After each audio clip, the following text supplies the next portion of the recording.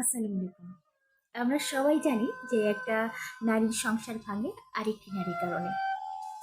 একজন দুশ্চরিত্রের পুরুষ একটা লোভী নারীর কাছে যায়, তার স্ত্রীর নামে বিভিন্ন ধরনের মিথ্যাচার করে স্ত্রীর সাথে তার যে একটা দুঃসম্পর্ক তৈরি হয়েছে সেই গল্প শুনিয়ে সেই লোভী নারীটিকে পরিচিত করে। অপর প্রান্তে সেই নারীটি দেখে পুরুষ যে এসেছে তার কাছে সে স্টাবল একজন পুরুষ, তার টাকা পয়সা ধন দৌলত গাড়ি বাড়ি এগুলোর অভাব নেই। এই কারণে এই পুরুষটিকে নিজের কাছে বাগিয়ে নেওয়াই যায়, এই পুরুষের প্রস্তাবে রাজি হওয়াই যায়।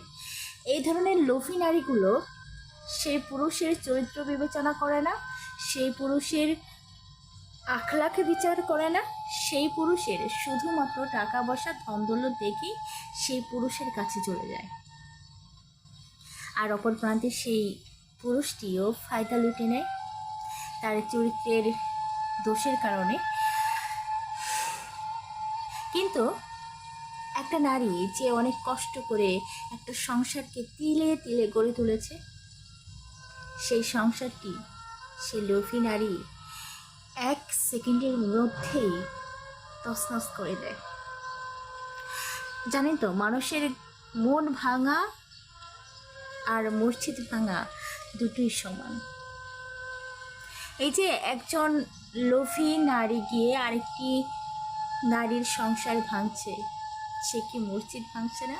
সে কি সৃষ্টিকর্তার ঘর ভাঙছে না? আমার প্রশ্ন রইল। আসলে আমাদের মানুষের মাঝে এই যে লোভ জিনিসটা কাজ করে না, এই কারণে আমরা আজকে ধ্বংসের পথে।